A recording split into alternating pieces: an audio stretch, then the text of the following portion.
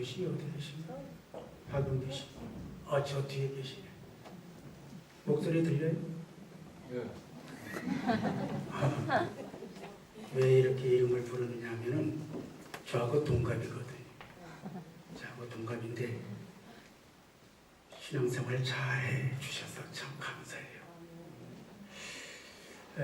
남윤탁이 어디 있나요? 남윤탁이. 바깥에 있는 것 같아요. 왜 제가 이름을 부르느냐면은 이제 거기 어디요? 공주에서 대학을 다닐 때 저 친구가 교회에 와서 좀 봉사했으면 좋겠다 하는 그런 생각을 가지고 있었는데 얘기를 들으니까 가까운 초등학교로 발령이 났다 그래요. 참 감사해요. 이제 앞으로 좋은 인력들이 교회를 위해서 헌신하고 봉사하는 그런 일꾼들이 많아졌으면 더 좋겠다 그런 생각을 합니다. 저희 어머니가 지금 살아계시면은 120살 넘으셨어요. 120살 놀라지도 않으세요. 120살이 넘으셨는데 저희들 가문을 말하면은 자녀들이 12명인데 12명 가운데 제가 막내예요. 50에 우리 어머니가 저를 낳으셨다 그래요. 옛날 어른들은 겁도 없어. 하여튼 그래서 저를 50에 낳으셨는데 지금 제일 막내가 11번, 12번이 살아있습니다. 나머지 분들은 다 이미 저 높은 곳에 가 계셔요. 참 지금 말씀드리기가 조심스럽습니다만 우리 어르신들 건강하게 사시기를 축복합니다. 건강하게 사세요. 그리고 자녀들에게 축복 기도를 많이 해주시는 우리 부모님들이 되셨으면 좋겠습니다. 우리에게 장발장으로 더 잘 알려진 소설 레미제라블이라고 하는 저자는 19세기 프랑스 문호 빅토르 위고입니다. 붓 한 자루를 가지고 세계에서 가장 영향력 있는 그 글을 썼던 훌륭한 문호입니다. 그는 시인이요, 소설가요, 정치가였습니다. 물론 그를 이렇게 훌륭하게 키운 것은 그의 어머니입니다. 빅토르 위고는 어머니에 대해서 유명한 말을 남겼습니다. 우리도 자주 그 인용구를 인용하고는 하는데 여자는 약하다. 그러나 어머니는 강하다. 그런 말을 남겼습니다. 우리네 어머니의 인생은 눈물로 얼룩진 인생입니다. 그분의 미소는 은은하고 잔잔합니다. 여관에서는 어머니의 미소를 쉽게 찾아볼 수가 없는 것이 요즘의 인심의 모습인 것 같습니다. 그러나 자식을 향한 어머니의 사랑만큼 강한 분은 없습니다. 빌헤름 라베라는 시인은 이 세상의 만물을 좌우할 수 있는 어떠한 학문과 지식도 감히 어머니의 눈길 한 번과 바꿀 수가 없다 그럽니다. 자식을 향한 어머니의 눈길, 그 속에 형용할 수 없고 세상의 어느 것과도 비교할 수 없는 사랑의 힘이 깃들어 있는 모습이기 때문입니다. 노벨 문학상을 받은 프랑스의 알버트 까뮈는 어머니에 대한 회상기를 이렇게 썼습니다. 그의 아버지는 그가 태어난 지 1개월 만에 세상을 떠났습니다. 설상가상으로 아버지가 돌아가실 때쯤 어머니는 완전히 귀가 먹었습니다. 어머니는 교육 없는 막 노동자였으며 아들과의 대화도 불가능했습니다. 까미는 덩어리 된 어머니와 평생 동안 말로 한 번 대화를 나눠본 적이 없습니다. 그러나 세계 정상의 지식인이 된 까미는 이렇게 어머니를 회상합니다. 어머니 눈동자가 없었다면 나는 아무것도 못했을 것이다. 그 사랑의 눈동자는 잠시도 나를 떠나지 않았고 나에게 만족과 용기가 항상 넘치게 만들어 주셨다. 사랑하는 성도 여러분, 지금 우리 어머니는 어떤 모습인가요? 쭈글쭈글해진 모습, 구부러진 등과 허리, 기력이 없이 떨리는 손, 침침한 눈. 이제는 더 이상 아무 힘도 없는 그런 분이 되어 버린 것이 우리네 아버지와 어머니십니다. 이제는 체력도 쇠하고 경제력도 쇠하고 치아도 쇠하고 연약한 모습만 간직한 분이 되셨고 또 지금도 이렇게 되어가고 계십니다. 그러나 우리의 어머니의 눈동자를 들여다보세요. 그 속에는 연약한 여성이 아닌 자식을 위한 모든 세파를 헤쳐나가며 자신을 희생하며 자식을 지키고 길러내신 강한 사랑의 어머니의 모습이 있습니다. 어머니에 대한 일화는 아주 많습니다. 열차에 뛰어들어 아이를 살리고 대신 죽은 어머니, 산을 오르다가 굴러오는 바위를 향해 뛰어들어가 딸을 밀치고 대신 죽은 어머니, 차가 충돌하는 순간 아기를 끌어안고 자신의 몸을 방패막이로 해서 어린 생명을 살려내신 어머니, 굶주려 죽어가는 아이를 위하여 자신의 젖꼭지를 잘라 피를 먹였다는 어머니, 연약한 여자에게서 이런 위대한 힘이 솟구치는 까닭을 자식을 향한 어머니의 사랑 때문이 아닐까요? 연약한 여자에게서 이러한 위대한 힘이 솟구치는 까닭은 자식을 향한 사랑 때문이 아니겠습니까? 우리 어머니가 바로 이런 분이셨다는 것을 잊지 마시기 바랍니다. 우리 어머니가 약하시다고요? 천만이 말씀. 이런 상황이 되면은 누구보다도 먼저 자신의 몸을 던지실 분이 우리 어머니입니다.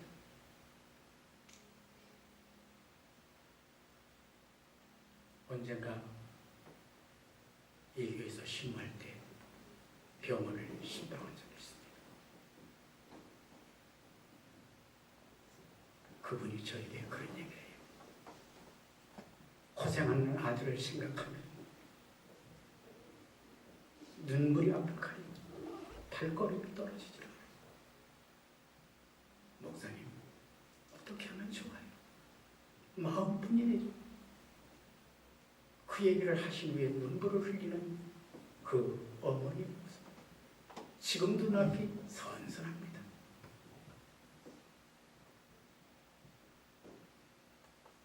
우리 어머니가 노인네가 되셨다고요? 천만의 말씀입니다. 아직도 우리 어머님의, 우리 아버님의 사랑의 힘만큼은 태산보다도 높고 바다보다도 깊은 것을 잊지 마시기를 바랍니다. 우리 부모님이야말로 보통 분들이 아닙니다.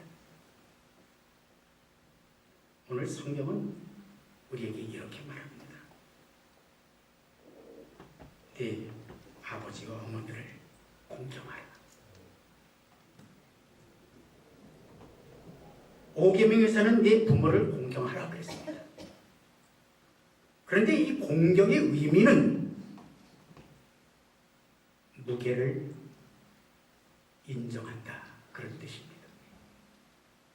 다 같이 한번 따라하십시다. 무게를 인정한다. 공경이라고 하는 말의 뜻은 무게를 인정한다는 뜻입니다. 공순할 공, 공경할 공경, 공경입니다. 부모님의 긴 세월 동안 쌓아오신 사랑과 헌신, 삶의 경험, 사회 기여, 이것의 무게는 자식된 도리로서는 도저히 찾을 수가 없는, 바라볼 수가 없는 그러한 무게에 우리는 존경을 표하고 그분이 마음속에 흐르는 뜨거운 사랑을 체험할 수가 있는 것입니다. 하나님은 너희 부모를 공경하라고 일방적으로 선포하십니다. 왜 부모를 섬겨야 하는지, 부모를 섬겨야 할 이유와 까닭이 무엇인지 성경은 전혀 말씀하고 있지 않습니다. 다만 부모를 공경하라고 말씀하고 있습니다. 그리고 부모를 공경하는 자에게는 복을 내려주시겠다고 말씀합니다. 내가 이 땅에서 잘되는 복을 받을 것이요 장수의 복을 누리게 될 것이라고 에베소서에서 말씀하고 있습니다. 유대인의 격언 하나를 소개합니다. 하나님의 사랑은 아가페요, 어머니의 사랑은 아가페의 그림자라 그랬습니다. 즉 어머니의 사랑은 하나님의 사랑의 그림자라는 얘기입니다. 다시 말씀드리면은 어머니의 사랑은 하나님의 사랑의 모형이라는 것입니다. 저는 이 말에 전적으로 동의합니다. 하나님은 창조, 섭리, 공의, 사랑의 하나님이십니다. 그렇다면 어머니가 어떻게 하나님의 대리자가 될 수 있겠습니까? 어머니는 자식을 낳아주심으로 말미암아 창조의 대리자 역할을 하신 분입니다. 그리고 자식을 양육함으로 섭리의 대리자가 그리고 그의 역할을 하시고 자식이 잘못됐을 때 징벌하심으로 말미암아 공의의 대리자가 되시고 자식을 무조건적으로 사랑하심으로 말미암아 사랑의 대리자가 되셨고 이렇게 우리의 어머니는 위대한 일생을 가지고 계신 분입니다. 왜냐고요? 무조건적으로 사랑을 베풀어 주시는 분이기 때문에.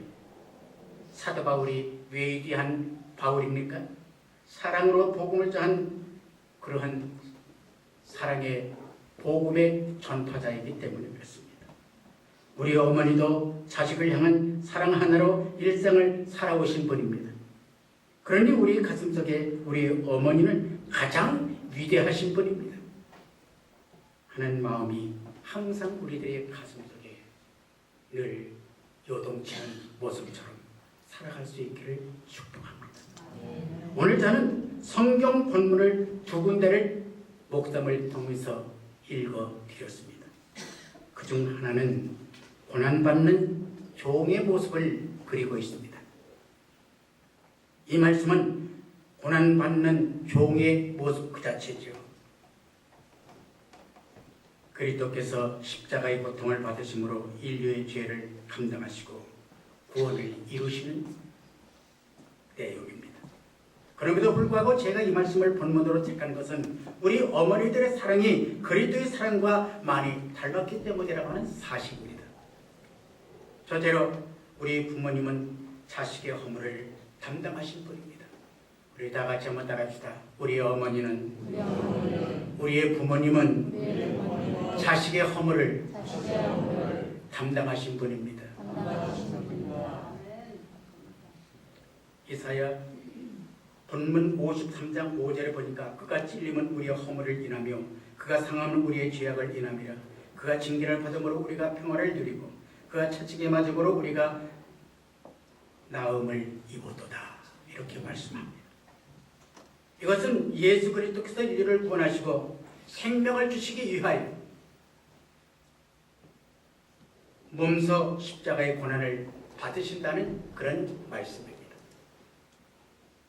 죄인을 향한 그리스도의 사랑은 십자가에서 다 보여주셨습니다. 그럼 우리 어머니의 모습은 어떤 모습입니까? 오늘 본문 예수님처럼 인간의 죄악을 담당하거나 십자가를 지실 수는 없으십니다.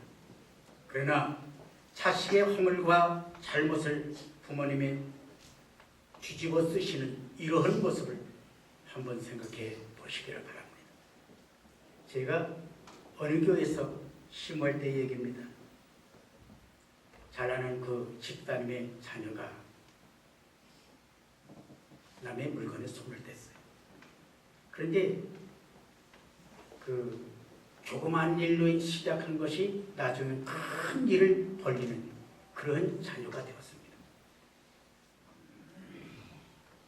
그때 그 어머니는 저를 찾아왔습니다. 목사님, 사실 이만저만한 일이 벌어졌는데 어떻게 하면 좋습니까? 그때 저는 그 어머니에게 그런 말씀을 드렸습니다. 빨리 그분들을 찾아가서 빌으세요. 막 소년원으로 넘어가기 직전입니다. 빌으세요. 그래 가서 손발이 그냥 닳도록 빌었다고 합니다. 다 이 어미가 잘못해서 그렇게 되었노라. 다음에는 절대로 이런 일이 일어나지 않도록 하겠노라. 울면서 매달렸다고 합니다. 여러분, 어머니가 무슨 죄가 있습니까?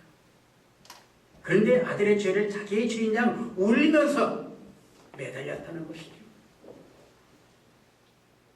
그 어머니의 눈물로 일이 잘 해결이 되었는데 지금은 어느 교회에 좋은 집사가 되었습니다. 할렐루야. 우리 어머니는 이런 어머니. 우리가 잘못했을 때 어머니는 나를 변호하시는 중보자가 되어 주셨다는 사실이지요. 자식의 잘못을 자신의 죄로 여기시며 내 대신 빌어주셨고 그렇게 해서 우리 어머니는 어머니의 보호를 받으며 우리는 자라났습니다. 옛날에 어른들을 보면 참 말 속에 가시가 돋쳤어요. 무슨 얘기냐면 이 강단에서 얘기해도 될려나 모르겠습니다. 하도 조심스러워요. 이 육시라는 이 때려 죽일 놈, 자식을 때려 죽여서 어떡하겠어. 육시가 뭐예요? 빨리 찢는다는 얘기예요. 아니 그런 얘기를 하면서도 자식을 길렀단 말이죠. 그런 자식이 누구예요? 저와 여러분들이에요. 그렇게 하면서도 우리를 끔찍하게 사랑하셨던 어른들이 우리 어머니, 아버지.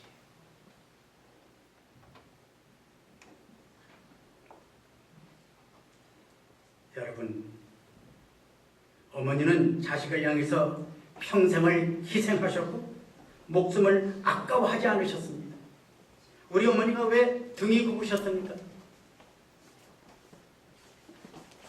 우리 어머니가 왜 마디마디 쑤시고 아프시겠습니까? 왜 저리도 메말라 계십니까? 다 자식을 위해 쏟으신 희생 때문이 아니겠습니까? 그러셨던 부모님은 이제 힘이 없으세요. 정말 힘이 없으세요. 체력도 경제력도 없으십니다. 여기서 신고할 때 어느 분댁을 신방을 했는데 연세가 높으신 어른이 목사님, 제가 이제 나오려고 하니까 목사님 잠깐만 기다리세요. 하더니 요즘에 그런 옷도 입으시는지 모르겠습니다. 고쟁이 있잖아요. 고쟁이. 어른들 고쟁이를 어떻게 주머니를 깊이 박으셨는지 한참 손을 쑥 집어넣으시더니만 그 속에서 아주 꼬기 한 10,000원짜리 하나를 꺼내시더라고요. 그런데 목사님, 많은 것은 제가 드리지 못하지만은 목사님 오늘 꼭 짜장면이라도 하는 거 사잡으세요. 그 얘기를 하시는데요. 눈물이 확 제가 쏟아졌어요. 그것으로 짜장면을 사지 먹지 못하고 건 한 2년 동안 그것을 제가 가슴에 품고 살았어요.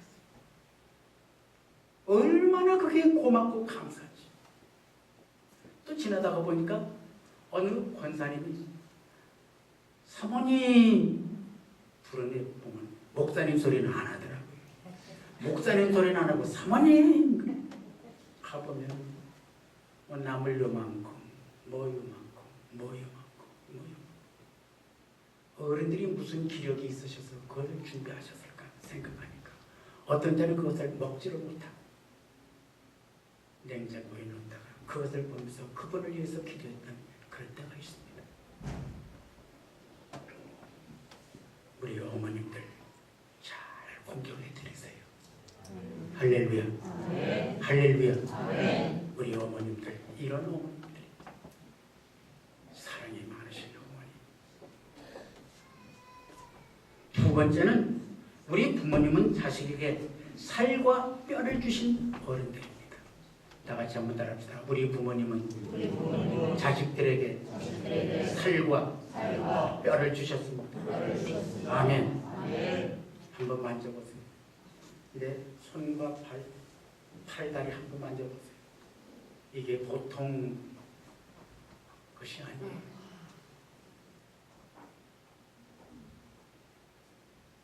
이사야 본문 4절을 보면은 그는 실로 우리의 질고를 지고 우리의 슬픔을 당하셨거늘 그랬습니다. 예수님께서는 친히 인간의 저주와 슬픔을 담당하시고 십자가에 달려 죽으셨습니다. 머리에는 가시면류관을 쓰셨고 그리고 손과 발에는 못이 박히셨고 옆구리에는 창에 찔리셨고 얼굴에는 침뱉음을 당하셨습니다. 채찍에 맞아 살길이 찢겨지기도 하셨고 주님께서는 십자가를 지시기 전 초이 만찬에서 제자들을 앉혀놓고 식사를 하십니다. 내 살을 먹고 내 피를 마시는 자는 영생을 가졌고 마지막 날에 내가 그를 다시 살리리니 내 살은 참된 양식이요 내 피는 참된 음료로다 그랬습니다. 그러면서 받아먹어라. 그러시면서 너희가 다 이것을 마시라 그랬습니다. 인류의 구원을 위해 내 살과 피를 생명을 너희를 위하여 내어주노라고 하신 그런 뜻이지요. 이런 그리스도의 사랑이 있었기 까닭에 오늘 우리는 하나님을 아버지라고 부르고 이 거룩한 예배에 참여하고 있습니다. 사랑하는 성도 여러분, 우리의 부모님도 자녀를 위하여 살과 피와 생명을 주신 분이라는 것을 잊지 마시기를 바랍니다. 우리의 부모님은 이렇게까지. 사랑하는 성도 여러분, 우리 아버지 어머니 누구든지 위기의 상황에서는 이렇게 목숨을 아끼지 않으신 분들이심을 잊지 마시기를 바랍니다. 우리 부모님 보통 부모님이 아니에요. 하나님은 왜 아기가 엄마의 뱃속에서 10달을 살다 나오도록 하셨을까요? 10달 동안 어머니는 나에게 살과 피를 공급해 주셨습니다. 태어나서는 생명을 다해 보호하고 키워주셨습니다. 그래서 오늘 우리가 이 자리에 설 수 있게 된 것입니다. 어머니는 아이가 잠을 이루지 못할 때 밤새도록 들쳤고 방안과 마당을 서성이면서 그렇게 우리를 키우셨어요. 정 피곤하실 때는 들쳐본 상태대로 쪼그려 주무신 날이 하루 이틀이 아닙니다. 시장에서 장사하는 어머니는 하루 종일 아이를 등에 업고 일하셨습니다. 등에는 아이를 들쳤고 머리에는 과일 바구니를 이고 10리길을 걸어 다니셨던 분입니다. 어머니의 일은 힘이 어디서 나온 것일까요? 어머니의 힘은 자식이 아니고서는 깨달을 수 없는 힘이라 그랬습니다. 약하디 약한 어머니에게는 이런 힘이 솟아는 이 모습은 자식을 향한 사랑과 희생이 아닐까요? 지금은 고인이 되셨습니다만 김금선 권사님 언젠가 신방을 가니까 현식이가 어릴 때입니다. 아주 어립니다. 그 현식이를 들춰보고서 계세요. 그래서 제가 여쭈었습니다. 권사님 힘들지 않으세요? 아이고 이게 돌이라면 짊어지겠습니까? 내 새끼니까. 다 같이 한번 따라합시다. 내 새끼니까. 내 새끼니까. 내 새끼니까.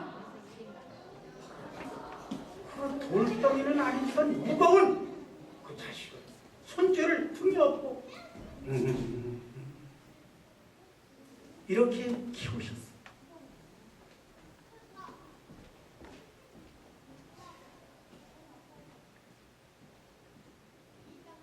여러분, 아프리카 속담에는 이런 얘기가 있습니다. 코끼리는 코를 짐이라고 생각하지 않는다. 코끼리는 코를 짐이라고 생각하지 않는다. 어머니는 제 아이를 짐이라고 생각하지 않는다 그랬습니다. 그래서 옛날 어른들은 그런 시조를 남겼어요. 어떤 시냐면은 이고진 저늙거니 짐을 벗어 나를 지어 나는 젊었거니 돌이 들고 늙기도 서러운 게 짐을 다 지실까 그랬습니다. 정말 그 어른들은 지혜가 무궁무진하시고 어려워요. 대단하신 분들입니다. 이렇게 해서 한평생 우리를 키우셨건 늙은 부모님이 짐이 된다고요? 늙은 부모님 짐처럼 생각하지 마세요. 50년 후에 봅시다. 별 수 없어요. 어른들 타박하지 마세요. 어른들 잘 모시세요.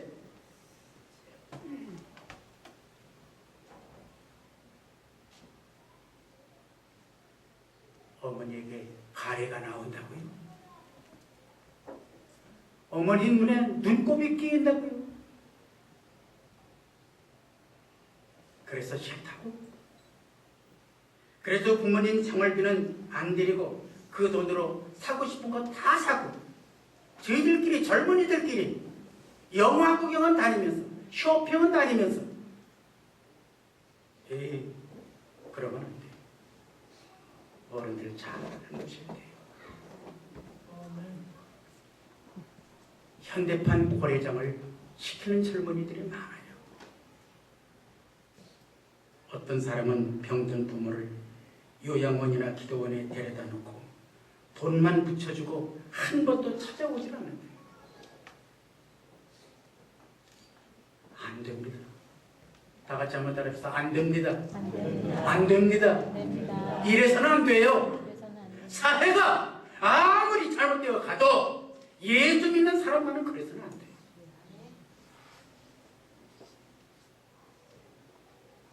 신명기 27장 16절에는 그 부모를 경홀히 여기는 자는 저주를 받을지어다 그랬어요.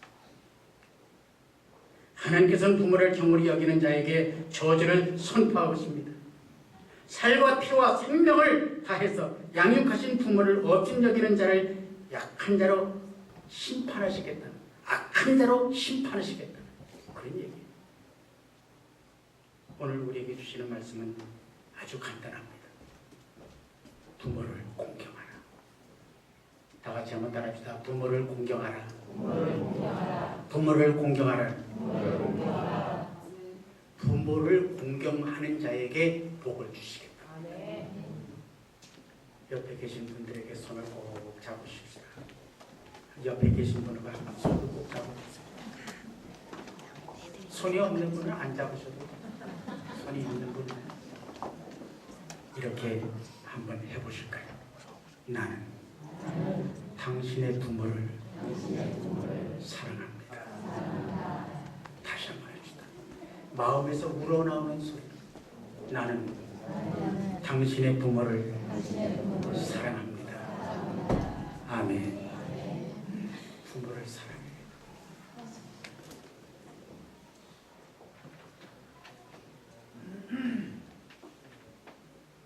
어느 책에 보니까 이런 얘기가 나왔어요.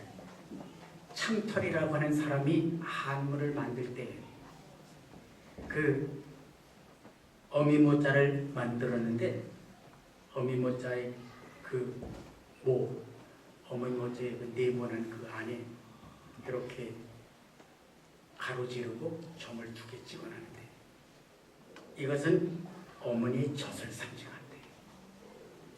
어머니의 젖.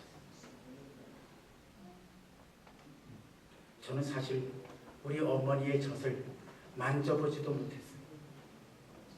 만져보지도. 지금 어머니의 젖을 한번 만져보지도 못한 것이 한이 돼요. 아이고 70이 넘은 주제에 참 주책 떤다. 그러려는지도 모르겠는데 아니요. 정말 그래요. 정말 그래요. 어머니의 사랑이 그렇게 그래요.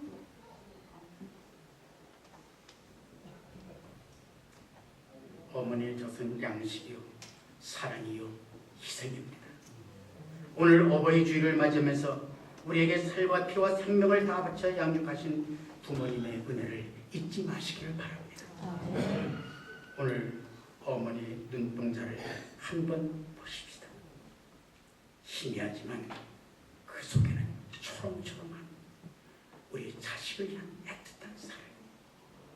이 시간도 나를 바라보고 있다는 사실을 기억하며 어버이날의 부모 사랑을, 부모님 공경을 잊지 마시고 믿음 안에서 어른을 잘 섬기는 귀한 성도 여러분들이 되시기를 예수님의 이름으로 축복합니다. 아멘. 기도하시겠습니다. 하나님 감사합니다.